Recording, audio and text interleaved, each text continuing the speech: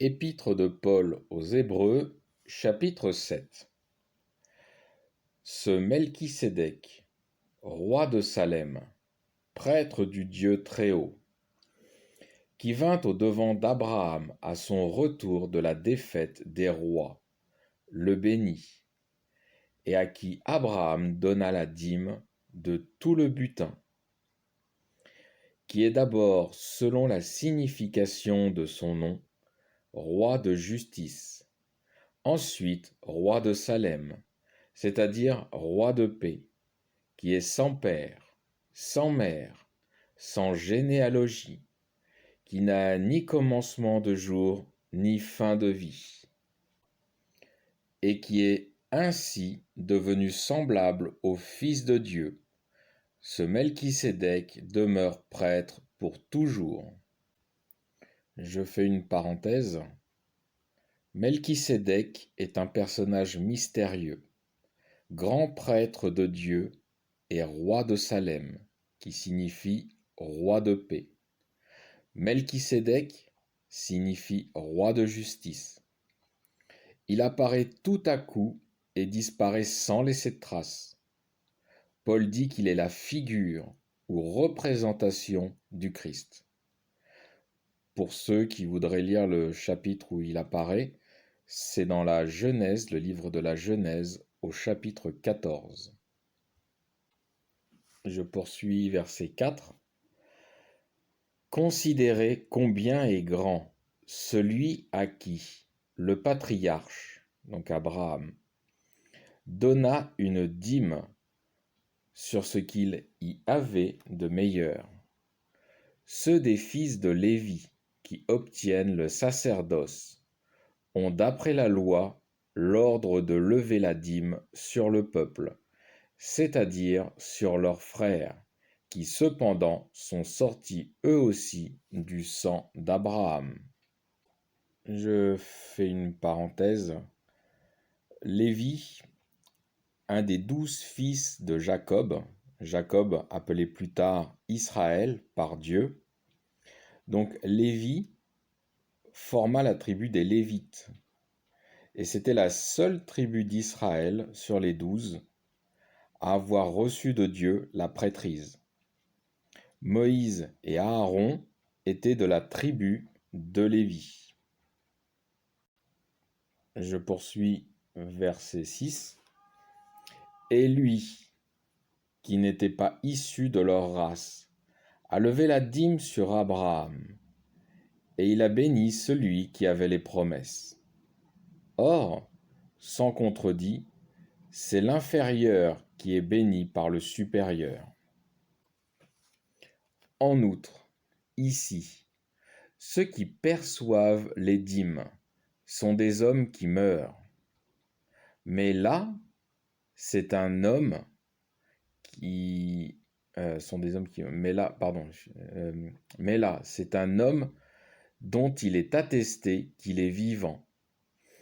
Et Lévi même, qui perçoit la dîme, l'a payée, pour ainsi dire, en la personne d'Abraham. Car il était encore dans son aïeul, lorsque Melchisédek alla à sa rencontre. Si donc la perfection avait pu être réalisée par le sacerdoce lévitique, car c'est sous lui que le peuple reçut la loi, quelle nécessité y avait-il qu'il surgît un autre prêtre, selon l'ordre de Melchisédek, et non selon l'ordre d'Aaron? Car le sacerdoce étant changé, il est nécessaire que la loi le soit aussi. En effet, celui de qui ces paroles sont dites appartient à une autre tribu, dont aucun membre n'a servi à l'autel.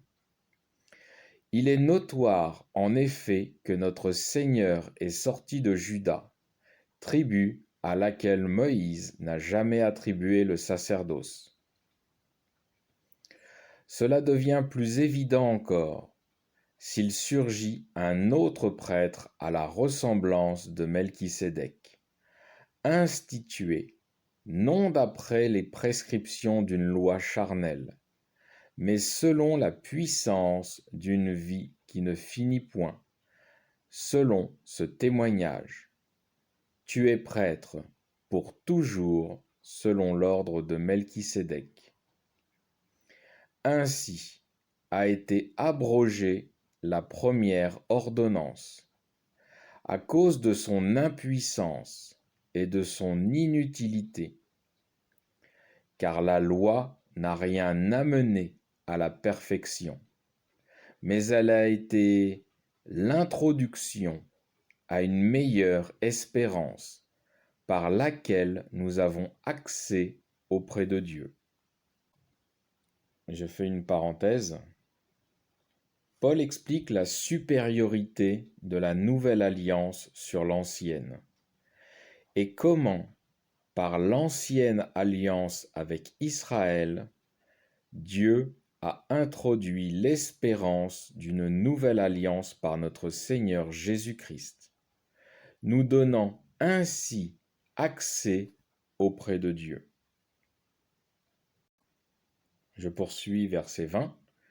Et comme cela ne s'est point fait sans serment, car, tandis que les autres ont été établis prêtres sans serment, celui-ci l'a été avec serment par celui qui lui a dit « Le Seigneur l'a juré, et il ne s'en repentira pas.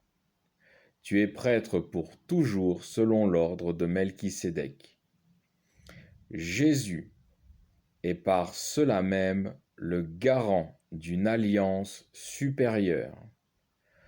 De plus, ils forment, eux, une longue série de prêtres, parce que la mort les empêchait de l'être toujours.